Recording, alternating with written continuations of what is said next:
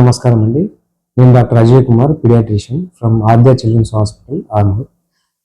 యూజువల్గా మనము every year మనము ఏప్రిల్ 7th WHO డేని సెలబ్రేట్ చేసుకుంటాం. వరల్డ్ హెల్త్ డే అని మనం సెలబ్రేట్ చేసుకుంటున్నాం. స్పెషల్గా WHO ఈ ఇయర్ పెట్టిన థీమ్ ఏంటంటే together for health start with science అని ఒక థీమ్ మనము చెప్పడం జరుగుతుంది. బేసికల్గా యూజువల్గా మన పిల్లల గురించి డిస్కస్ చేసినట్టయితే పిల్లల్లో హెల్త్ ఎట్లా మాడిఫై అవుతుంది, ఏమేమి ఇష్యూస్ వస్తున్నాయి, పిల్లల హెల్త్ బర్డెన్స్ ఏమేమి ఉన్నాయి వరల్డ్ వైజ్లో అనేది మెయిన్గా ఒబెసిటీస్ అండి. ఏజ్ దగ్గర హైట్ కానీ వెయిట్ కానీ ఇంకా ఎక్కువ ఉండడం, ఎర్లీ స్టేజ్లో బీపీ షుగర్ అట్లాంటి డిసీజెస్ రావడం అట్లాంటివి జరుగుతుంది. మెయిన్గా ఈ మనతో పాటు మన చుట్టుపక్కల ఉన్న ఎన్విరాన్మెంట్ కూడా సేఫ్గా ఉండాలి.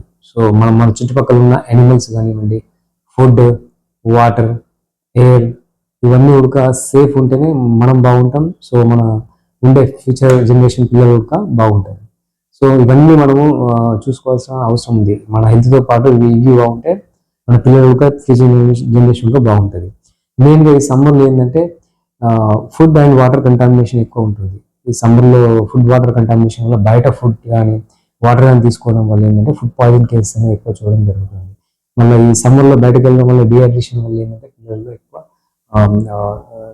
విరోచనాలు, డైరియా అట్లాంటివి మనం చూడడం జరుగుతుంది. సో వీటిని అవాయిడ్ చేయాలంటే మనం బయట ఫుడ్ కానీ బయట వాటర్ కానీ తీసుకోవద్దు. ఎక్కువ వీలైనంత వరకు ఈ సమ్మర్లో ట్రావెలింగ్ అనేది పెట్టుకోవద్దు.